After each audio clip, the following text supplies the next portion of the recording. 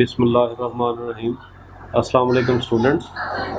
आज हमारा जो टॉपिक है डिस्कशन का वो ऑप्टिकल आइसोमरिज्म है। ऑप्टिकल आइसोमरिज्म के बारे में सबसे पहले 1848 में लुईस पॉस्चर ने सोडियम अमोनियम सिट्रेट कॉम्प्लेक्स के क्रिस्टल्स बना के हमें वाज़े किया। तो उसने ये देखा कि उनके जो क्रिस्टल्स हैं उन दोनों की अशकाल मुख्तलिफ हैं, तो लिहाजा उसने बड़े लेबोरियस वर्क के बाद उसकी हैंड पिकिंग से दोनों के दोनों मुख्तलिफ जो क्रिस्टल्स थे उनको अलहदा किया। तो इस तरह हमारे पास अगर हम इसके ऑप्टिकल आइसोमरिज्म की तरफ मूव करें, इसकी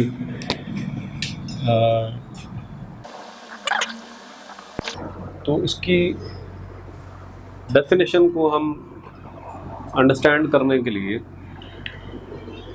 सहारा लेंगे किसका? प्लेन पोलराइज्ड लाइट का। कि प्लेन पोलराइज्ड लाइट है, आपका सैंपल है, उसको सैंपल को इसके पास में रख दिया जाता है। तो अगर ये plane polarised light unaffected undistorted as such गुजर जाए तो आपका वो कंपाउंड जो है वो ऑप्टिकली इनएक्टिव होता है।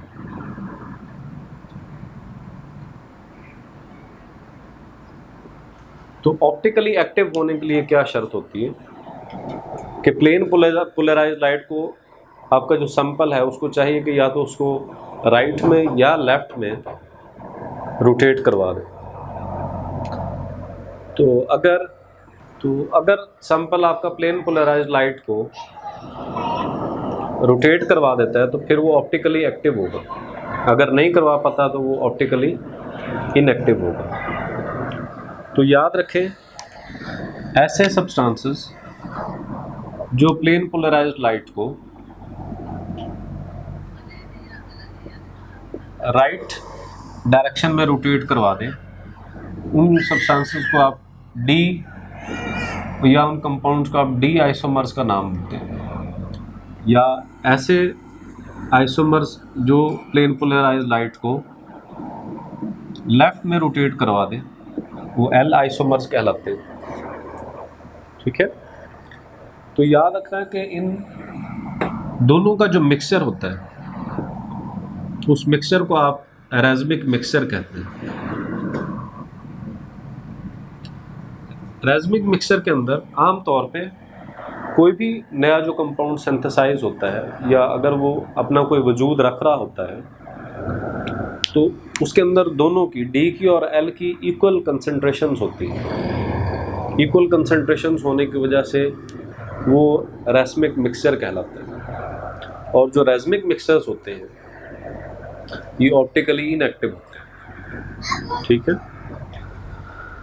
तो इसी तरह हम इसके बाद आगे मूव करेंगे कि कौन सी चीज़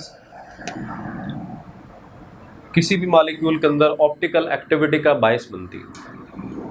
तो उसके अंदर हमारे पास जो बुनियादी रिक्वायरमेंट्स हैं ऑप्टिकल एक्टिविटी के लिए, नंबर 1 पे मॉलिक्यूल उसको एसिमेट्रिक होना चाहिए। Asymmetric stands for lack of symmetry. इसी तरह दूसरी प्रॉपर्टी इसके अंदर ये होनी चाहिए कि there should be no plane of symmetry. अगर किसी मॉलिक्यूल के अंदर प्लेन ऑफ सिमेट्री अराइज हो जाता है तो वो ऑप्टिकली इनएक्टिव हो जाता है। अगर आप प्लेन ऑफ सिमेट्री नहीं होगा तो वो ऑप्टिकली एक्टिव होगा। इसी तरह जो थर्ड इसकी रिक्वायरमेंट है वो ये कि जो मिरर इमेज है of A molecule should be different, should be different. किसी भी मॉलिक्यूल का जो मिरर इमेज बनेगा उसको उस मॉलिक्यूल से डिफरेंट होना चाहिए। अगर वो डिफरेंट होगा तो वो ऑप्टिकली एक्टिव होगा। तो किसी भी मॉलिक्यूल के लिए ऑप्टिकली एक्टिव होने के लिए ये बुनियादी 3 रिक्वायरमेंट्स हैं। अगर ये रिक्वायरमेंट्स जो फुलफिल हो रही होंगी तो मॉलिक्यूल ऑप्टिकली एक्टिव कहलाएगा। इसी तरह अगर हम इसकी एग्जांपल लें, एक एग्जांपल है हमारे पास कि ये मॉलिक्यूल है, ये सेंट्रल एटम इसके अंदर ए है और ये इसके साथ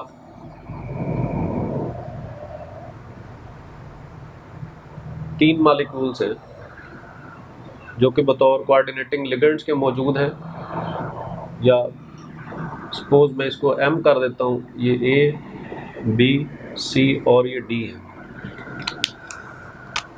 तो इसका अगर हम मिरर इमेज ले लेते हैं तो मिरर इमेज लेने पे आम तौर पे एक इसका इनेंशियोमर पैदा होगा। याद रखना, जब आप उसको मिरर के अंदर देख रहे होते हैं तो उसका देखने का ये पैटर्न होता है कि मिरर के करीब जोन से एटम्स होंगे, इधर भी आपको वही करीब नज़र आएंगे। जैसे जैसे फासला उनका ज़्यादा होता चला जाएगा मिरर से, बिल्कुल उसी तरह से उसके इमेज के अंदर आपको वैसी नज़र आएंगे। तो ये एग्जांपल मैं उठा रहा हूँ कायरल सेंटर से, जो कि कार्बन के अंदर जिसके साथ हमें वास्ता पड़ता है। कायरल सेंटर वही वाला सेंटर होता है जिसके अंदर सेंट्रल एटम के गिर्द मुख्तलिफ चारों के चारों लिगेंड्स हैं वो डिफरेंट लगे हुए होते हैं। तो वो कायरल सेंटर होता है।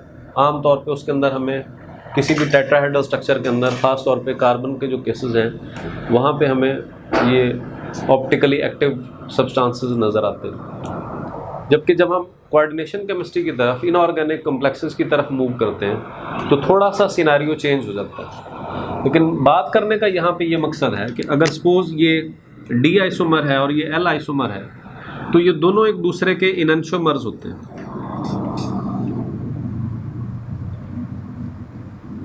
इनको आप इनेंशियोमर्स भी कहते हैं।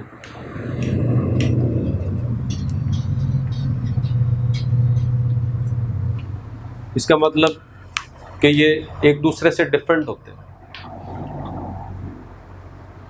ओके, तो नेक्स्ट हमारे पास आइसोमॉर्फिज्म, ऑप्टिकल आइसोमरिज्म जो है, इसको अगर हम देखते हैं तो एक इसका इंटरेस्टिंग पहलू ये भी हमारे पास सामने आता है कि अगर हम इसके फिजियोलॉजिकल इफ़ेक्ट्स देखें तो उसके अंदर हमारे पास एक बड़ी ज़बरदस्त मिसाल है एल निकोटीन की। लिवोरोटेटरी निकोटीन है जो नेचुरली टोबैको के अंदर मौजूद होता है, that is more toxic as compare to that nicotine which is D nicotine isomer which is prepared in the laboratory which is less toxic। इसी तरह से हम डी ग्लूकोज को और एल ग्लूकोज को भी कंसिडर कर सकते हैं। तो डी ग्लूकोज हमारी बॉडी के अंदर एक एनर्जी चेक के तौर पे इस्तेमाल होता है, हम उसको इस्तेमाल करते हैं, हमारी बॉडी उसको मेटाबोलाइज कर सकती है। जबकि जो एल ग्लूकोज है उसको हमारी बॉडी मेटाबोलाइज नहीं कर सकती। तो यहाँ से भी हमें काफ़ी हद तक आइडिया ऑप्टिकल आइसोमर्स के हवाले से मिल रहा है कि किस तरह से आल्दो कि उनकी केमिकल और फिज़िकल प्रॉपर्टीज़ एक जैसी होंगी, लेकिन मेटाबॉलिज्म के अंदर जाके उनका टोटली फिनोमेना चेंज हो जाता है, एक हो रहा है एक नहीं हो रहा। यही वजह है कि जब आप ज्योमेट्रिकल आइसोमरिज्म को डिस्कस कर रहे होते हैं तो वहाँ पे भी जो सब्सटेंसेस होते हैं उनकी प्रॉपर्टीज़ के अंदर इसी तरह से डिफरेंसेस अराइज होते हैं, मार्क्ड डिफरेंसेस नज़र आते हैं, जिस वजह से आप उनको खातिर में लाते हैं। तो ऑप्टिकल आइसोमरिज्म को भी हम इसी वजह से ही कंसिडर कर रहे होते हैं। तो ये जो कायरलिटी है, कायरल सेंटर जो है, इसका होना ज़रूरी नहीं है। कोऑर्डिनेशन केमिस्ट्री के अंदर इसकी ये शर्त होती है कि चारों के चारों जो अटैच्ड ग्रुप्स हैं वो आल्दो के डिफरेंट होंगे, लेकिन उनका जो मिरर इमेज है वो डिफरेंट होना चाहिए। हमारे पास कोऑर्डिनेशन केमिस्ट्री के अंदर उनके मिरर इमेजेस के ऊपर ज़्यादा फोकस किया जाता है as compare to the chiral concept. Chiral concept is only limited to the carbon center, वो सिर्फ कार्बन सेंटर तक महदूद होता है। तो इसको मैं रेज करना चाहूँगा।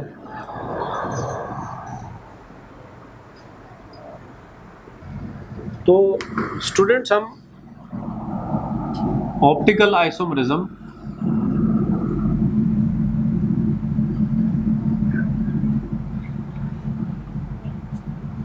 कंसिडर करेंगे टेट्राहेड्रल कॉम्प्लेक्सेस के अंदर।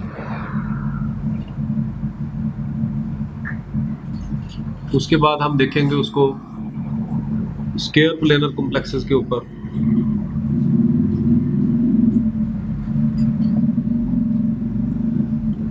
तो याद रखें, इसकी तरफ आने से पहले हमारे पास आम तौर पे जब भी कोई मॉलिक्यूल बनता है, वजूद में आता है, तो उसके अंदर ये सलाहियत होती है कि वो अपने आप को इक्वली डिस्ट्रीब्यूट कर लेता है, या तो डी आइसोमर के अंदर और साथ ही एल आइसोमर के अंदर।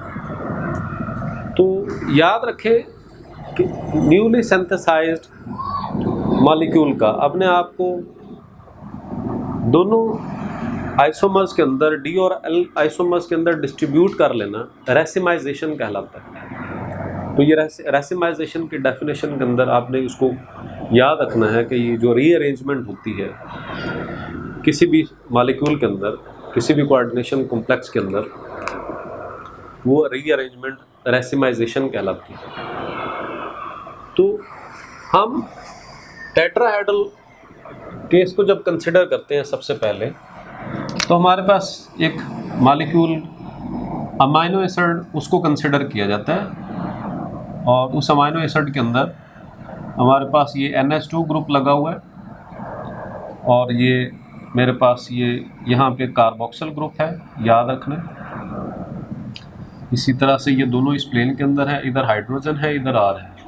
अगर मैं यहाँ पे मिरर लगा देता हूँ, तो मिरर लगाने पे बिल्कुल देखें ये दोनों ग्रुप्स इसके करीब हैं मिरर के, तो यहाँ पे इसके इमेज के अंदर ये दोनों आपको यहाँ पे करीब नज़र आएंगे। बाकी वही सूरत हाल होगी इसकी सारे के सारे सेंटर की। ये आपके पास इस तरह से, और ये वेज बॉन्ड बन जाएगा आपके पास, कार्बोक्सिल ग्रुप इधर आ जाएगा, इसी तरह ये R है और ये हाइड्रोजन है। तो याद रखें कि इसके अंदर ये लीवो आइसोमर है और ये डेक्स्ट्रो है। आपकी बुक के अंदर उसने इसको लिखा हुआ है बाकायदा। तो अगर आप यहाँ पे इनको देखना चाह रहे हैं कि इन दोनों के अंदर ये लीवो और इसके अंदर डेक्स्ट्रो रोटेटरी कैपेबिलिटी है, तो आप क्या करते हैं, कहते हैं कि ये दोनों एक दूसरे के इनएंशोमर्स हैं। तो इन इनएंशोमर्स को जब आप एक दूसरे के ऊपर उठा के इस तरह से रखते हैं, याद रखें कि हमारी ये दोनों हैंड्स हैं, these both hands are actually the enantiomers of each other. दिखने में तो एक जैसे हैं, लेकिन अगर आप एक को, सपोज मैं यहाँ पे लेता हूँ, ये देखें कि अगर मैं यहाँ पे इसको ले रहा हूँ, तो यहाँ पे मैं मिरर लगा लूँगा, तो इसका मुझे जो इमेज है उसके अंदर राइट हैंड शक्ल की, राइट हैंड के अंदर नज़र आएगा, राइट हैंड फॉर्म की शक्ल में नज़र आएगा। तो याद रखें, अगर इसको उठा के मैं यहाँ पे इसके ऊपर ऐसे रख देता हूँ, तो ये मेरे जो थम्स हैं, सपोज ये कोई फंक्शनल ग्रुप्स थे जो कि एक दूसरे के ऊपर सुपर इम्पोज नहीं हो रहे, ये नॉन सुपर इम्पोजेबल है। तो ये नॉन सुपर इम्पोजेबिलिटी भी जो मिरर इमेज कॉन्सेप्ट है, जो मैंने बुनियादी आपको 3 रिक्वायरमेंट्स बताई, उनके अंदर जो थर्ड है उसके अंदर इसके ऊपर जोर दिया जाता है कि जो मिरर इमेजेस एक दूसरे के साथ मैच नहीं करते, दोनों को डिफरेंट होना चाहिए। उन दोनों के अंदर डिफरेंट होने के अंदर जो बात है वो ये है कि उनको एक दूसरे के ऊपर नॉन सुपर इम्पोजेबल होना चाहिए। नॉन सुपर इम्पोजेबिलिटी जो है वो वजह बनती है ऑप्टिकल एक्टिविटी की। तो जो कंपाउंड्स ऐसे नॉन सुपर इम्पोजेबल होते हैं एक दूसरे के ऊपर, वो ऑप्टिकली एक्टिव होते हैं। जबकि ये अगर इसको इस तरह से देखा जाए, ये दोनों हैं इस तरह से, आप इनको देख लें दोनों हैंड्स को, तो ये एक दूसरे के ऊपर सुपर इम्पोजेबल है। तो जब भी कोई 2 डिफरेंट मॉलिक्यूल्स को ऐसे उठा के आप एक दूसरे के ऊपर रखते हैं, तो रखने पे अगर वो एक दूसरे को सुपर इम्पोज कर जाते हैं तो इसका मतलब ये होता है कि वो ऑप्टिकली इनएक्टिव होते हैं। तो यही वाला कॉन्सेप्ट यहाँ पे अराइज होता है। जब आप इसको उठा के इसके ऊपर रखते हैं तो देखें NH2 इस H के ऊपर आएगा और ये वाला H इस NH2 के ऊपर आएगा। तो लिहाजा दोनों को एक दूसरे के ऊपर रखने पे ये दोनों के दोनों स्ट्रक्चर्स एक दूसरे के नॉन सुपर इम्पोजेबल हैं। तो इस केस के अंदर जो थर्ड रिक्वायरमेंट मैंने बताई थी, उस थर्ड रिक्वायरमेंट की रोशनी में ये हमारे पास मॉलिक्यूल ऑप्टिकली एक्टिव होता है। जबकि हमने एग्जांपल एक अमाइनो एसिड की ली और अमाइनो एसिड के अंदर कार्बन है और इस कार्बन को हम ऑर्गेनिक केमिस्ट्री के अंदर कंसिडर करते हैं, जिसमें कायरल सेंटर की कंडीशन आ जाती है। जबकि मैं पहले भी आपको बता चुका हूँ कि इनऑर्गेनिक केमिस्ट्री के अंदर ऐसा नहीं होता। इनऑर्गेनिक केमिस्ट्री में सबसे पहले 1963 में पहला जो टेट्राहेड्रल कॉम्प्लेक्स बनाया गया था उसको आइसोलेट ही नहीं किया गया। उसको आइसोलेट करना ही हमारे लिए एक प्रॉब्लमेटिक काम बन गया। तो वो एक ऐसा टेट्राहेड्रल सिस्टम था जिसके अंदर चारों के चारों लिगेंड्स मोनोडेंटेट लिगेंड्स थे। जबकि जब हम मोनोडेंटेट लिगेंड से एक स्टेप आगे चलते हैं, बाइडेंटेट लिगेंड्स को कंसिडर करते हैं, तो बाइडेंटेट लिगेंड्स के अंदर हमारे पास बेरिलियम, बोरोन और जिंक के हमें कुछ कॉम्प्लेक्सेस ऐसे देखने को मिले कि वो थे तो टेट्राहेड्रल ही, लेकिन वो ऑप्टिकली एक्टिव थे। आम तौर पे ये कह दिया जाता है कि टेट्राहेड्रल और स्क्वायर प्लेनर कॉम्प्लेक्सेस जो हैं ये ऑप्टिकल आइसोमेरिज्म का फिनोमेना शो नहीं कराते। तो उसकी भी वजह मैं बता देता हूँ, लेकिन हमारे पास इनऑर्गेनिक केमिस्ट्री के अंदर ये bidentate ligand consisting beryllium complexes हमारे पास एग्जांपल के तौर पे मौजूद हैं, जिसकी एग्जांपल मैं यहाँ पे दे के आपको मुतमईन करने की कोशिश करूँगा कि किस तरह से एक टेट्राहेड्रल सिस्टम हमारे पास ऑप्टिकल एक्टिविटी का बायस बन रहा है। तो याद रखें, जो टेट्राहेड्रल सिस्टम्स होते हैं ये बहुत ज़्यादा रिएक्टिव होते हैं। रिएक्टिव होने की वजह से इनके अंदर अपनी उस फॉर्म को, एक डेफिनेट शेप को ज़्यादा देर तक के लिए अडॉप्ट किए रखना मुश्किल होता है। तो यही वजह है कि इनके अंदर आम तौर पे हमें ऑप्टिकल आइसोमेरिज्म का फिनोमेना देखने को नहीं मिलता। जबकि इसके कंपैरिजन में हम बाइडेंटेट केस कंसिडर कर लें, वो उस ज्योमेट्री के अंदर वो एक रिजिड हमारे पास स्ट्रक्चर आ जाता है, उस मॉलिक्यूल के अंदर स्टेबिलिटी होती है, जिस वजह से आप अगर उसके आइसोमर्स का मिरर इमेज लें तो आपको मिरर इमेजेस जो हैं एक दूसरे के ऊपर नॉन सुपरइम्पोजेबल नज़र आते हैं। मतलब एक मॉलिक्यूल दूसरे मॉलिक्यूल से टोटली डिफरेंट होता है। तो आए मैं उसकी मिसाल लेता हूँ। उसकी मिसाल के अंदर हमारे पास एक मॉलिक्यूल है, दैट इज बिस बेंजोइल एसीटोनेटो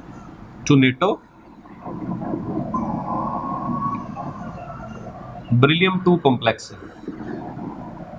अब अगर इसकी मैं आपको टेट्राहेड्रल फॉर्म दिखाऊं तो वो कुछ इस तरह से होगी। ये बेरिलियम है, बेरिलियम के अंदर ये ऑक्सीजन है, ऑक्सीजन के साथ ये कार्बन, यहाँ पे आपको मिथाइल मिलेगा और इस तरफ आपको C6H5 मिलेगा। इसी तरह इस साइड पे जो इसका स्ट्रक्चर बन रहा है, जो बाइडेंटेट लिगेंड है, इसको थोड़ा मैं फैला के शो कर रहा हूँ, इसकी वजह कि ये दोनों इस प्लेन के अंदर है। और जबकि ये आपके पास जो कीलेट बन रहा है, ये कीलेट इस पैटर्न के बजाय थोड़ा सा इस तरह से है, क्योंकि टेट्राहेड्रल स्ट्रक्चर के अंदर आपको पता है कि मैं अगर टेट्राहेड्रल स्ट्रक्चर आपको दिखाऊं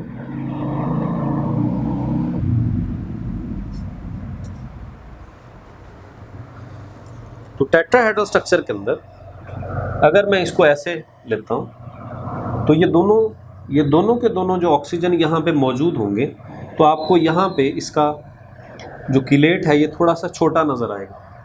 अदरवाइज और इसके अंदर किसी किस्म का कोई प्रॉब्लम ना। तो यहाँ से देखें, आपको इस साइड पे रिंग का जो कीलेट है वो बड़े साइज़ का मिलेगा, उस साइड पे आपको छोटे सा। अदरवाइज इनके अंदर कोई फ़र्क नहीं है। सिर्फ इसकी ओरिएंटेशन का फ़र्क है। आप इस ओरिएंटेशन से देख रहे हैं जिस वजह से आपको बुक के अंदर उसने ऐसे ये छोटे जो हैं वो शो करवाए होंगे। तो अब इन दोनों की लेट्स का ये बाइडेंटेट लिगेंड्स हैं, तो इनका एक दूसरे के साथ जो जुड़ने का पैटर्न है वो डिफरेंट है कि आपके पास अब ये फिनाइल सिस्टम जो है यहाँ पे आ जाएगा, इस तरफ आ जाएगा, ये आपके पास ये C6H5 इस तरफ हो जाएगा, और इसी तरह ये डबल बॉन्ड C आपके पास CH इस तरफ आ जाएगा, और जबकि कार्बन के साथ डबल बॉन्ड आपको पैटर्न यहाँ पे इस तरह से दिखाई देगा। तो जब इसी मॉलिक्यूल का आप मिरर इमेज लेंगे तो मिरर इमेज लेते हुए आपके पास ये कीलेट जो कि आपको साइज़ में बड़ा नज़र आ रहा है, मिरर के करीब है, तो यहाँ पे आपको ये इधर से करीब नज़र आएगा। तो जब आप इस बेरिलियम के कॉम्प्लेक्स को उठा के एक दूसरे के ऊपर रखेंगे तो उसके अंदर रिजिडिटी होने की वजह से ये एक दूसरे के नॉन सुपर इम्पोजेबल हो जाएंगे। तो यही वजह है कि हम टेट्राहेड्रल सिस्टम के अंदर इस कॉम्प्लेक्स को कंसिडर करते हैं जो कि ऑप्टिकल एक्टिविटी का फिनोमेना हमें शो कराता है। तो इसी तरह मैं यहाँ पे इसका दूसरा इनैंशियोमर नहीं बनाने जा रहा, आप इसको ख़ुद बना लीजिएगा क्योंकि इतना ज़्यादा ये मुश्किल काम नहीं है। यही आपके पास मिरर से जैसे आप इधर दूर जाएंगे तो ये चीज़ इधर पहले आ जाएगी और ये वाली आपके पास जो पैटर्न है ये आपको उस तरफ दिखाई देगा। इसके बाद टेट्राहेड्रल सिस्टम के बाद मैं स्क्वायर प्लेनर पे आता हूँ। तो स्क्वायर प्लेनर सिस्टम में ऑप्टिकल आइसोमेरिज्म के हवाले से अगर हम बात करें तो कहते हैं कि अगर आप फ़र्ज़ किया मेटल के साथ चारों के चारों लिगेंड्स अगर डिफरेंट भी लगा दें तो इसका एक ड्रॉबैक है।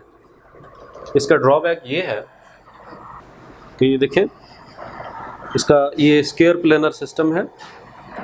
इसका ड्रॉबैक ये है कि ख्वाह चारों के चारों सेंट्रल मेटल के एटम के गिर्द ये चारों के चारों ग्रुप्स अगर डिफरेंट भी मौजूद होंगे तो ये इसका जो प्लेन है जो कि आपको स्क्वायर प्लेन नज़र आ रहा है, यहाँ से अगर आप मिरर लगा देते हैं तो मिरर इसके बीच में लगाने से ये चारों के चारों एटम्स और ये सेंट्रल एटम उस प्लेन ऑफ सिमेट्री के आधे ऊपर रह जाते हैं, आधे नीचे रह जाते हैं। तो लिहाजा आपके पास प्लेन ऑफ सिमेट्री इस मॉलिक्यूल के अंदर आ जाती है। तो आपको पता है जहाँ पे प्लेन ऑफ सिमेट्री आ जाएगी वो मॉलिक्यूल ऑप्टिकली इनएक्टिव हो जाएगा।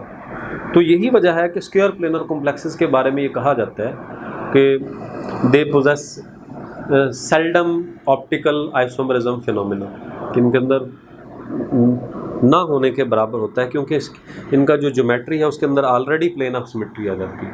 और हम इसके ऊपर कंप्रोमाइज़ नहीं कर रहे, हम कह रहे हैं कि जहाँ पे प्लेन ऑफ सिमेट्री आ जाएगी वो ऑप्टिकली इनएक्टिव हो जाएगा और जहाँ पे प्लेन ऑफ सिमेट्री नहीं आएगी वो ऑप्टिकली एक्टिव सब्सटेंस हो जाएगा। तो यही वजह है कि हम स्क्वायर प्लेनर को जस्ट इतना डिस्कस करके उसके बाद फिर हम आगे ऑक्टाहेड्रल सिस्टम की तरफ मूव करते हैं।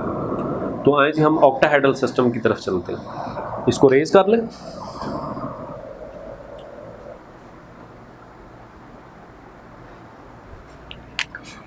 Optical isomerism in octahedral systems. तो ऑक्टाहेड्रल सिस्टम्स हैं उनके अंदर जो हमारे पास केसेस हैं जिनके अंदर ऑप्टिकल आइसोमेरिज्म का फिनोमेना मौजूद होता है, या आप ये कह सकते हैं वो ऑप्टिकली एक्टिव होते हैं, वो ये केसेस हो सकते हैं MABCDEF। इसके अंदर आपको ऑप्टिकली एक्टिव होगा।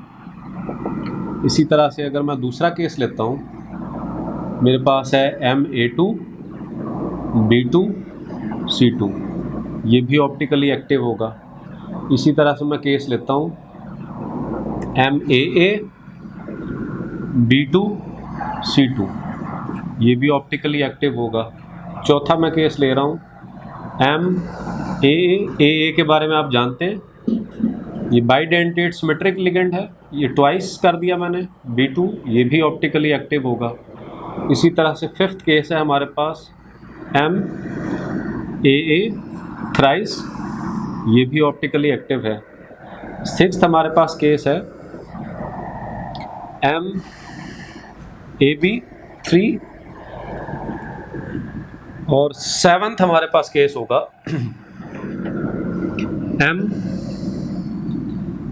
MD। MD stands for multidentate ligand, AB stands for unsymmetrical bidentate ligand, and this AA stands for symmetrical bidentate ligands। इसी तरह से हमारे पास ये तमाम वो वाले केसेस हैं जहाँ पे ऑप्टिकल एक्टिविटी का फिनोमेना आपको देखने को मिलता है। लेकिन इसी ऑक्टाहेड्रल सिस्टम के अंदर एक दो केसेस हमारे पास ऐसे भी हैं, जैसे MA4B2, ये भी ऑप्टिकली इनएक्टिव होगा। इसी तरह हमारे पास नाइन्थ केस है MB4A2, ये भी हमारे पास ऑप्टिकली इनएक्टिव होगा। तो लिहाजा हमारे पास ये केसेस हैं जिनको हम यहाँ पे ऑक्टाहेड्रल सिस्टम के अंदर लाएंगे और बुक के अकॉर्डिंग हम इस फर्स्ट केस को, इस थर्ड केस को, इसी तरह से हमारे पास फोर्थ, फिफ्थ और ये सेवंथ, इन 5 केसेस को हम डिस्कस करेंगे। इन 5 केसेस के हवाले से उसने आपकी बुक के अंदर एग्जांपल्स दी हैं, उनको हम कंसिडर करेंगे। लेकिन इनकी तरफ आने से पहले हमें इनके बारे में, ऑक्टाहेड्रल सिस्टम के बारे में अंडरस्टैंड कर लेना चाहिए कि देखें, जब हम ज्योमेट्रिक आइसोमेरिज्म देख रहे थे तो ज्योमेट्रिक आइसोमेरिज्म के अंदर हमें तकरीबन 20 केसेस ऐसे नज़र आए थे जहाँ पे आपको ज्योमेट्रिक आइसोमर्स नज़र आ रहे थे, जबकि इस केस के अंदर आपको सिर्फ 7 ऐसे केसेस नज़र आ रहे हैं जहाँ पे आपको ऑप्टिकल आइसोमेरिज्म नज़र आ रहा है। तो हम इसको अंडरस्टैंड करना चाह रहे हैं। हमने जो बुनियादी रिक्वायरमेंट उसकी लगाई थी कि हमारे पास उसको एसिमेट्रिक होना चाहिए, नंबर 2 पे उसको मालिक्यूल को चाहिए कि उसके अंदर मिरर इमेज हो, मालिक्यूल ओरिजिनल के साथ उसका मिरर इमेज मैच ना करे, ठीक है। तो इसी तरह सेकंड केस के अंदर आप उसको, इसी तरह हमारे पास उसकी जो सेकंड कंडीशन थी वो ये थी कि उसके अंदर प्लेन ऑफ सिमेट्री नहीं होना चाहिए।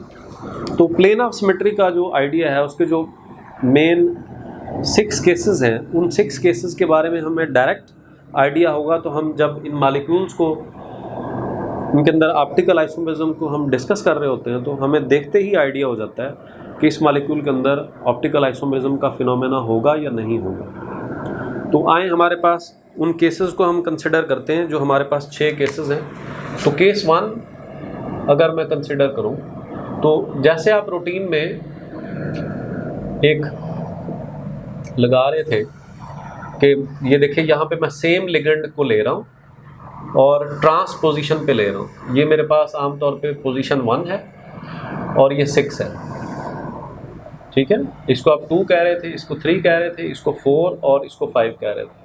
तो देखिए सेम लिगेंड मैं यहाँ पे लगा रहा हूँ इधर, तो इस मॉलिक्यूल के अंदर आपको प्लेन ऑफ सिमेट्री नज़र आ रहा है। कैसे? अगर मैं इस केस को कंसिडर करूँ तो यहाँ पे आप देखिए कि आप इधर भी आपने सेम लिगेंड लगाया हुआ है, इधर भी ए है, इधर भी ए है। आल्दो कि आप इधर इस प्लेन के अंदर, जो कि स्क्वायर प्लेन है, जिसके अंदर आप चारों के चारों डिफरेंट लिगेंड्स भी लगा दें तो कोई फ़र्क नहीं पड़ने वाला, क्योंकि वो उस प्लेन के अंदर आपको प्लेन ऑफ सिमेट्री मिलने जा रही है। अब यहाँ पे अगर आपने ए लगा दिया, इधर भी ए लगा दिया, तो यहाँ पे बीच में इस प्लेन के अंदर आप मिरर लगाते हैं तो आपको देखें इसका इमेज इस तरफ नज़र आएगा, इसका इमेज इस तरफ नज़र आएगा। तो लिहाजा आपके पास जो स्ट्रक्चर है वो इनडिस्टिंग्विशेबल पैदा नहीं हो रहा। मतलब ऊपर लिगेंड और नीचे लिगेंड सेम होने की वजह से आपके पास प्लेन ऑफ सिमेट्री आ गया है। तो इसके अंदर अगर आप प्लेन ऑफ सिमेट्री आ गया है तो लिहाजा ये ऑप्टिकली इनएक्टिव होगा। इसको आप क्या कहेंगे कि ये मॉलिक्यूल क्या है? ऑप्टिकली इनएक्टिव है। तो ये देखें कि आपके पास इसको इसके अंदर पैटर्न्स जो देखने को आपको मिलेंगे वो 4 पैटर्न्स देखने को मिलेंगे, ठीक है। कैसे? देखिए, एक आप पैटर्न ये देख रहे थे कि आप इस डायरेक्शन में लगा रहे थे, प्लेन लगा रहे थे। दूसरा आपके पास ये 2 और 4 पोजीशंस आपस में ट्रांस में होती है, तो आप दूसरा प्लेन यहाँ से ऐसे लगा सकते हैं जिसके अंदर ये चारों के चारों लिगेंड्स, ये चारों की चारों पोजीशंस, जिसमें ये पोजीशन आपके पास 6 है, ये आपके पास पोजीशन 2 है, ये इसी तरह से ये इसको पोजीशन आप 1 कह रहे हैं, इसको आप पोजीशन 5 कह रहे हैं, ठीक है। तो इस प्लेन के अंदर आप लगाएंगे, इधर आपने सेम लिगेंड रखा हुआ है, तो यहाँ पे भी आपके पास प्लेन ऑफ सिमेट्री आ जाएगा। ये सेकंड केस होगा। इसी तरह से थर्ड केस को अगर मैं यहाँ पे कंसिडर करना चाहूँ तो वही होगा कि आपके पास ये दोनों की दोनों पोजीशंस जो हैं ये ट्रांस हैं। इन ट्रांस पोजीशंस के ऊपर अगर आप सेम लिगेंड लगाते हैं तो इस प्लेन के अंदर आप मिरर जब लगाएंगे तो आपको इन दोनों के दरमियान जब किसी किस्म का इनडिस्टिंग्विशेबल स्ट्रक्चर नहीं मिलेगा। दोनों के दोनों सेम लिगेंड्स होने की वजह से आपके पास प्लेन ऑफ सिमेट्री आ जाता है। और हम ये जानते हैं कि जो सेकंड कंडीशन थी जो डिसाइड कर रही थी कि जहाँ पे प्लेन ऑफ सिमेट्री आ जाएगा वो मॉलिक्यूल ऑप्टिकली इनएक्टिव हो जाएगा। तो ये हमारे पास ये पहला केस था। सेकंड केस के अंदर मैंने ये अभी आपको जो 3D स्ट्रक्चर की मदद से समझाना चाहा, और वो ये था कि मैं इस पोजीशन 2 के ऊपर और इस 4 के ऊपर सेम लिगेंड लगा देता हूँ। और देखिए आप यहाँ पे इसका जो बीच में जो प्लेन आएगा, जो मिरर मैं बीच में लगाऊंगा, तो वो ये इस पोजीशन पे होगा ऐसे। ये मेरे पास केस 2 है। तो इस केस 2 के अंदर भी प्लेन ऑफ सिमेट्री मौजूद होता है। प्लेन ऑफ सिमेट्री मौजूद होने की वजह से ये ऑप्टिकली इनएक्टिव होता है। ये आपने 2 और 4 पोजीशन पे, ट्रांस पोजीशंस पे सेम लिगेंड ए को लगा दिया। इधर भी आपने सेम लिगेंड ए लगाया। इसी तरह से मैं इसका जो तीसरा केस है उसको अगर आपके साथ सामने रखना चाहूँ तो वो कुछ इस तरह से होगा कि मेरे पास पोजीशन ये 3 पे और पोजीशन मेरे पास 5 पे मैं यहाँ पे लगाए देता हूँ। तो यहाँ पे मेरे पास इस एक्सिस पे प्लेन ऑफ सिमेट्री आएगा। और देखिए प्लेन ऑफ सिमेट्री में ये ए आपको इधर नज़र आएगा, ये ए इधर नज़र आएगा। प्लेन ऑफ सिमेट्री आ जाने की वजह से केस 3 के अंदर भी प्लेन ऑफ सिमेट्री आ जाता है, जिस वजह से ये भी ऑप्टिकली इनएक्टिव हो जाता है। यही वजह है कि आपने यहाँ पे ऑक्टाहेड्रल सिस्टम के अंदर ये केस 8 को और 9 को आया कि ये चारों के चारों ए लिगेंड्स हैं आपके पास सेम हैं। ये देखें इस केस के अंदर A4 आपने लगा दिया, या मैं इसको कंसिडर कर लेता हूँ यहाँ पे, ये मैं इधर B लगा देता हूँ ताकि आपको समझने में आसानी हो सके। ये देखें ये B लगा दिए, तो यहाँ पे तो प्लेन ऑफ सिमेट्री आ जाएगा, सेम लिगेंड्स हैं, तो प्लेन ऑफ सिमेट्री आने से ये ऑप्टिकली इनएक्टिव हो जाएगा। तो इन दो केसेस को मैंने इसी वजह से एक साइड पर रखा है कि ये ऑप्टिकली इनएक्टिव होते हैं, क्योंकि इनके अंदर प्लेन ऑफ सिमेट्री आ जाती है। और plane of symmetry in first 3 cases के अंदर आपको जो नज़र आ रही है वो मैंने आपको दिखा दी। इसी तरह से हम आगे चौथे केस की तरफ मूव करते हैं। और चौथा केस क्या है कि देखें, सपोज आपके पास ये मेटल है, इस मेटल में आपने ये ए लिगेंड लगा दिया, ये बी लगा दिया, और इधर आपने CD लगा दिया। तो देखें आपने बज़ाहिर तो नज़र आ रहा है कि हमारे पास ये C और D डिफरेंट होंगे, हम यहाँ पे लगाएंगे तो ये ऑप्टिकली इनएक्टिव हो जाएगा, लेकिन ऐसी सूरत हाल नहीं है। हम दर हकीकत यहाँ से इस एक्सेस को लेते हुए यहाँ से इसके एक्सेस के ऊपर जब हम लगाते हैं, मिरर लगाते हैं, वो मिरर इन दोनों के बीच में से गुजर रहा होता है। यहाँ से इसके अंदर मिरर के अंदर, बाईफेशियल मिरर के अंदर हमें ये B इस तरफ नज़र आ रहा होता है और ये वाला B इस तरफ नज़र आ रहा होता है। यही वजह है, इसी तरह से ये A इधर नज़र आ रहा होता है और ये वाला A इधर नज़र आ रहा होता है। यही वजह, अगर मैं इसको स्ट्रक्चर को यहाँ पे आपको शो करवाना चाहूँ तो देखिए ये आपके पास स्ट्रक्चर है।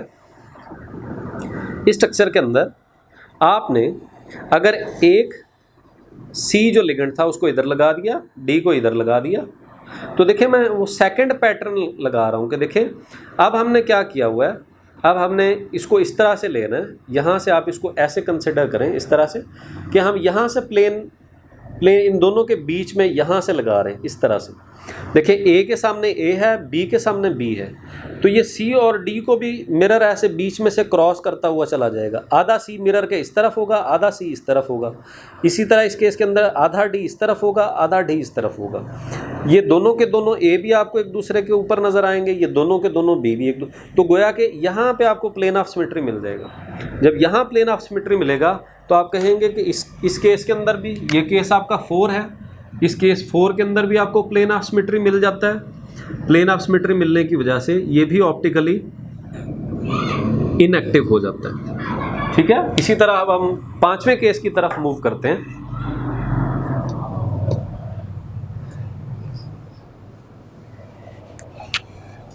इसी तरह हमारे पास केस 5 है, तो केस 5 के अंदर याद रखें बाइडेंटेड लिगेंड। ये चारों के चारों केसेस के अंदर आपने मोनोडेंटेड लिगेंड्स को कंसिडर किया, जबकि इस केस के अंदर मैं बाइडेंटेड लिगेंड को कंसिडर करने जा रहा हूँ। तो सपोज एक आपको इस सिस्टम के अंदर एक यहाँ पे बाइडेंटेड लिगेंड है, एक यहाँ पे है, तो याद रखना है कि इस मॉलिक्यूल के अंदर जब आपको ऐसे किसी भी ऑक्टाहेड्रल सिस्टम के अंदर 2 ऐसे रिंग नज़र आ जाएं, इस पैटर्न में आ जाए या किसी भी पैटर्न पे आपको 2 रिंग नज़र आते हैं, तो वो सब्सटेंसेस जो हैं वो ऑप्टिकली एक्टिव होते हैं, उनके अंदर प्लेन ऑफ सिमेट्री कभी भी पैदा नहीं होता। तो इसके अंदर किसी किस्म का कोई प्लेन ऑफ सिमेट्री नहीं होता, तो ये ऑप्टिकली एक्टिव होता है, नो प्लेन ऑफ सिमेट्री। इसका दूसरा केस, इसके साथ इसका दूसरा केस भी है, इसी केस 5 के अंदर दूसरी पॉसिबिलिटी भी है। दूसरी पॉसिबिलिटी भी मैं आपको दिखाई देता हूँ। वो कुछ इस तरह से है कि देखिए आपके पास ये ऑक्टाहेड्रल सिस्टम है। ऑक्टाहेड्रल सिस्टम के अंदर आपने बाइडेंटेड लिगेंड एक इधर लगाया हुआ है, एक इधर लगाया हुआ है। तो यहाँ पे पॉसिबिलिटी है। पॉसिबिलिटी क्या है? May be optically active. Optically active ये कब होगा? जब आपने बाइडेंटेड लिगेंड को ट्रांस पैटर्न के अंदर प्लेस किया होगा। इसी तरह दूसरी पॉसिबिलिटी क्या है? May be optically inactive. Inactive का केस क्या होगा? जब आपने बाइडेंटेड सिमेट्रिक लिगेंड को एक दूसरे के सामने इन्हीं पोजीशंस में, इन्हीं ओरिएंटेशन में आपने लगा दिया, तो आपके पास वो सब्सटेंस जो है, वो मॉलिक्यूल जो हैं, वो ऑप्टिकली इनएक्टिव हो जाएगा। तो ये हमारे पास 2 पॉसिबिलिटीज़ हैं इसके केस नंबर 6 के अंदर। ये केस नंबर 5 था, सॉरी, ये केस नंबर 5 है। केस नंबर 5 के अंदर ये हमारी पास सूरत हाल थी। और अब हम मूव करते हैं इसके लास्ट केस की तरफ। और लास्ट केस इसका क्या है, जिसको हम केस नंबर 6 कहते हैं, और वो ये है कि हमारे पास ये देखें, ये एक कॉम्प्लेक्स है, ऑक्टाहेड्रल कॉम्प्लेक्स है। इसके अंदर आप एक बाइडेंटेड लिगेंड यहाँ पे लगा देते हैं, दूसरा यहाँ पे लगा देते हैं, तीसरा यहाँ पे लगा देते हैं। तो इसके अंदर भी मॉलिक्यूल के अंदर आपको किसी भी सूरत हाल में कोई प्लेन ऑफ सिमेट्री नहीं मिलेगा, नो प्लेन ऑफ सिमेट्री। तो लिहाजा ये भी ऑप्टिकली एक्टिव होगा। तो आपने क्या देखा कि पहले हमारे पास जो 3 केसेस थे ये भी ऑप्टिकली इनएक्टिव थे, चौथा केस भी ऑप्टिकली इनएक्टिव था, जबकि बाइडेंटेड केस के अंदर ये केस नंबर 5 हमारे पास ऑप्टिकली एक्टिव है, केस नंबर 6 भी ऑप्टिकली एक्टिव है। ठीक है, तो इसी तरह से हमारे पास ये केस नंबर 5 का जो दूसरी एग्जांपल है, जो दूसरी कंडीशन है, उसके अंदर भी आपको ऑप्टिकल एक्टिविटी मिल सकती है, नहीं भी मिल सकती। तो लिहाजा ये सारी एक्सरसाइज करने का इसका मकसद ये था कि हम जो बुनियादी रिक्वायरमेंट लगा रहे थे कि किसी भी मॉलिक्यूल को अगर ऑप्टिकल एक्टिविटी का फिनोमेना पोजेस करना है तो उसके अंदर 3 शराइत होनी चाहिए। तो उन शराइत में से जो सेकंड शर्त थी, जो सेकंड कंडीशन थी कि उसके अंदर प्लेन ऑफ सिमेट्री नहीं होना चाहिए। तो प्लेन ऑफ सिमेट्री को ऑक्टाहेड्रल केस के अंदर, इन 6 केसेस के अंदर कंसिडर करना हमें ज़रूरी था। वो इसलिए ताकि हम इन तमाम ऑक्टाहेड्रल सिस्टम्स को, जो कि हमने 5 एग्जांपल्स बुक के अकॉर्डिंग देखनी है, उनको हम कंसिडर कर सकें, उनकी स्टडी कर सकें। ठीक है, तो इसी तरह अब हम इन केसेस की तरफ वन बाय वन मूव करते हैं according to the book pattern. Okay, अब हम देखेंगे ऑप्टिकल आइसोमेरिज्म ऑक्टाहेड्रल केसेस जो हमने कंसिडर किए हैं उनकी तरफ हम आते हैं। तो हमारे पास ये 7 केसेस हैं, इन 7 केसेस में से हमने इन 5 को डिस्कस करना है। तो सबसे पहले हमारे पास जो सबसे सिंपलेस्ट केस है, केस नंबर 1 और उसके बाद केस नंबर 7, इनको हम कंसिडर करते हैं। जैसा कि केस नंबर 1 के अंदर आप देख रहे हैं कि इसके अंदर आपको सारे के सारे जो लिगेंड्स हैं वो सारे के सारे डिफरेंट हैं, जिसमें पिरिडीन है, अमोनिया है, नाइट्रो ग्रुप है, क्लोरो है, ब्रोमो है, आइडो है।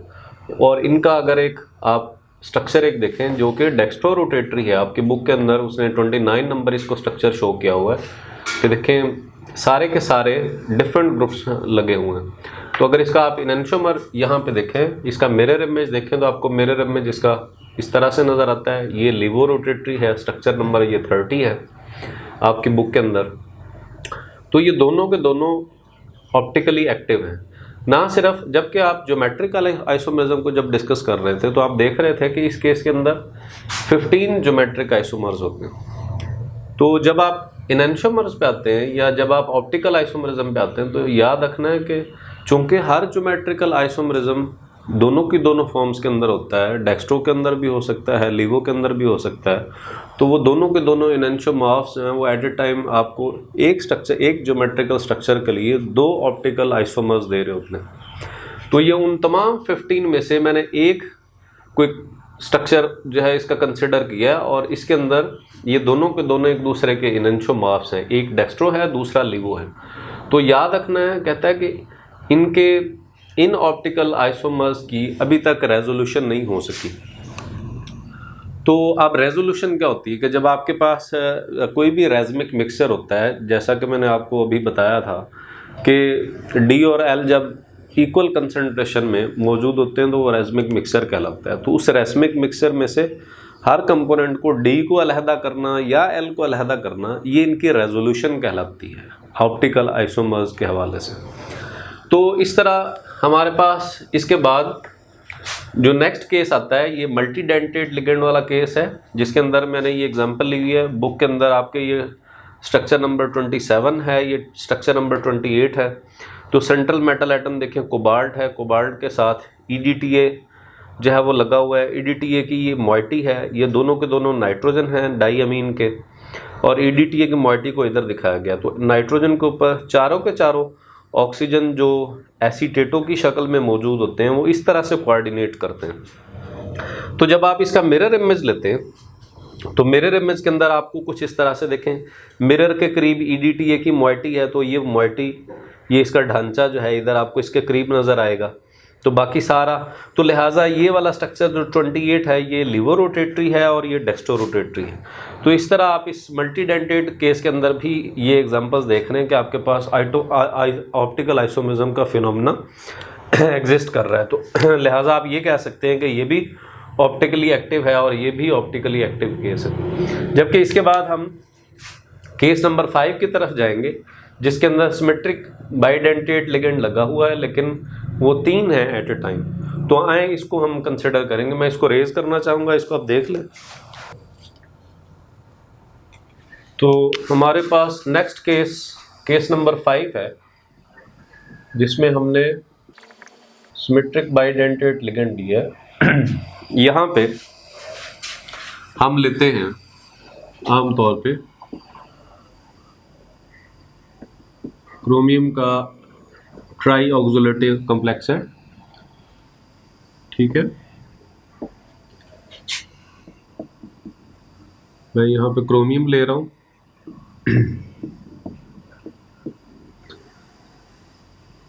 तो आप क्या देखेंगे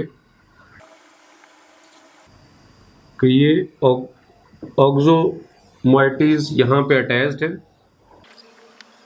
ऑक्सलेटो, और ये आपके पास इसका जब आप मिरर इमेज लेते हैं तो ये वाला रिंग यहाँ पे आपको इसके करीब नज़र आता है। इसी तरह ये वाला रिंग आपको यहाँ पे नज़र आएगा और ये केस आपको ऐसे नज़र आएगा।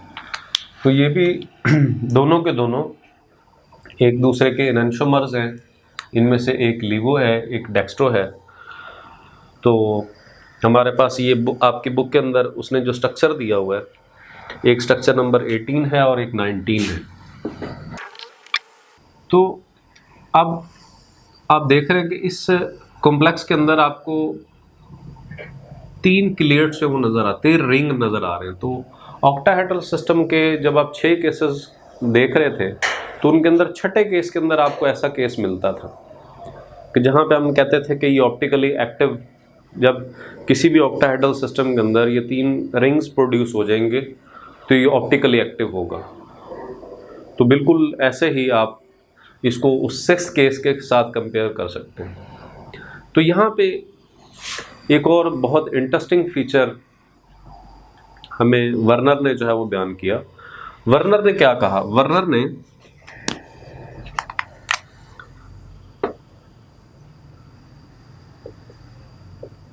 डाईहाइड्रोक्सो कॉम्प्लेक्स लिया,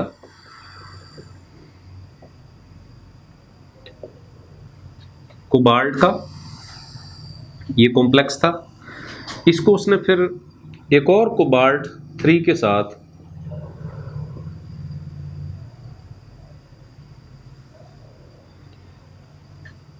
इन हाइड्रोक्सो लिगेंड्स की किलेटिंग करवाई। तो ये जब इनकी किलेशन हुई, ब्रिजिंग हो गई आपके पास, तो ब्रिजिंग के नतीजे में कुछ इस तरह का स्ट्रक्चर प्रोड्यूस हुआ।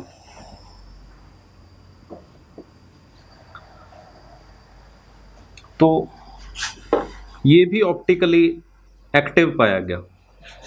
अब इस वर्नर ने ये हमें जो एविडेंस दी, इस एविडेंस का देने का मकसद ये था कि जो ऑप्टिकल एक्टिविटी है that is not only associated with carbon, कि वो महज कार्बन के साथ एसोसिएटेड नहीं है, वो किसी भी ऐसी एसिमेट्रिक मॉलिक्यूल के साथ एसोसिएट हो सकती है जिसके अंदर आपको जब प्लेन ऑफ सिमेट्री नहीं मिलेगा तो मॉलिक्यूल ऑप्टिकल एक्टिविटी का फिनोमेना शो करना शुरू कर देगा।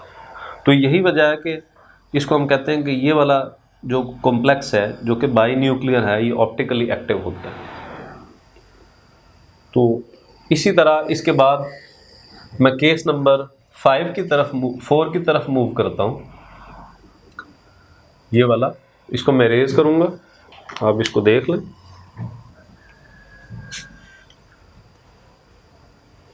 तो देखिए जी, हमारे पास ये केस नंबर 4 है ऑक्टाहेड्रल सिस्टम्स के अंदर, जिसमें सिमेट्रिक बाइडेंटेड लिगेंड 2 है और साथ में B2 लगा हुआ।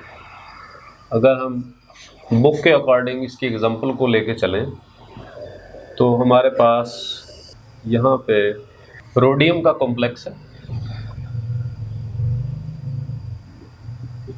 एथिलीन डाइमीन 2 है और 2 Cl इसके ऊपर लगे हुए। तो सबसे पहले मैं इसका ट्रांस आइसोमर कंसिडर करता हूँ रोडियम का। ये देखें, ये ट्रांस आइसोमर है जिसमें दोनों के दोनों क्लोराइड 1 और 6 पोजीशन पे हैं। तो याद रखें ये ऑप्टिकली इनएक्टिव है।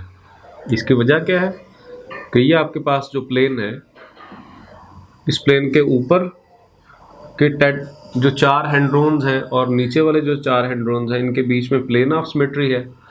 अब बाईफेशियल मिरर अगर लगाते हैं, या दूसरे अल्फाज में आप ये कह सकते हैं कि यहाँ से स्क्वायर प्लेन से ये मॉलिक्यूल 2 बराबर हिस्सों में तकसीम हो जाएगा। प्लेन ऑफ सिमेट्री इसके अंदर मौजूद है, लिहाजा ये जो ट्रांस आइसोमर है इसका, ये ऑप्टिकली इनएक्टिव होगा। जबकि इसके कंपैरिजन में अगर सिस आइसोमर को कंसिडर करूं इसी रोडियम के, तो सपोज ये मैंने 2 क्लोराइड लगा दिए, ये सिस आइसोमर है, ठीक है। तो ये डेक्स्ट्रो रोटेटरी है। अगर आप इसका मिरर इमेज देखें तो आपको मिरर इमेज इसका यहाँ पे ऐसा कुछ नज़र आएगा। जब आप ऑक्टाहेड्रल सिस्टम के 6 केसेस को कंसिडर कर रहे थे तो ये 5th केस के अंदर आप इस तरह की सूरत हाल देख रहे थे कि जिसमें 2 रिंग्स आपको इस पैटर्न के अंदर नज़र आ रहे थे। तो आप इसको फ़ौरन देखते हुए कह देंगे कि ये दोनों के दोनों, ये आपके पास जो आइसोमर होता है ये ऑप्टिकल एक्टिविटी का फिनोमेना पोजेस करता है। तो ये आपके पास लीवो फॉर्म है इसकी और ये डेक्स्ट्रो फॉर्म है। ये हमारे पास 4th केस था। अगर हम 3rd केस को कंसिडर करें जिसके अंदर हमने लिया हुआ है B2 C2 और बुक के अकॉर्डिंग हम एग्जांपल अगर लें इसकी तो कोबाल्ट का कॉम्प्लेक्स है जिसमें एथिलीन डाइअमीन 1 ले लिया हमने, अमोनिया के लिगेंड 2 ले लिए और Cl2 के भी 2 ले लिए। तो आप एज ए होल इसको ऐसे शो करवाएंगे। तो मैं इसका सबसे पहले ट्रांस आइसोमर लेता हूँ कोबाल्ट का। तो देखें, अगर मैं ट्रांस आइसोमर लेता हूँ, क्लोराइड्स को 1 और 6 पोजीशन पे लगा देता हूँ और इधर मैंने अमोनिया लगा दिया। तो बिल्कुल इसी तरह जैसे आप इस ज्योमेट्री के अंदर जो वाला प्लेन ऑफ सिमेट्री देख रहे थे वही वाला प्लेन ऑफ सिमेट्री यहाँ पे भी मौजूद होता है। ये ट्रांस आइसोमर है तो इसके अंदर प्लेन ऑफ सिमेट्री मौजूद होगा। प्लेन ऑफ सिमेट्री अगर मौजूद है तो इसका मतलब कि इसके अंदर ऑप्टिकल एक्टिविटी का फिनोमेना मौजूद नहीं है, ये ऑप्टिकली इनएक्टिव है। जबकि इसके अपोजिट में अगर इसकी सिस फॉर्म लेता हूँ तो सिस फॉर्म के अंदर मेरे पास कुछ इस तरह से सूरत हाल आएगी। तो ये देखें,